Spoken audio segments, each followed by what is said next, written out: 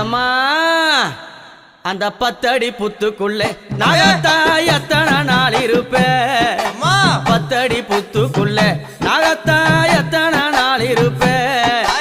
பாலாத வாத்து வச்சேன் நாகத்தா பருகிட வாரும் அம்மா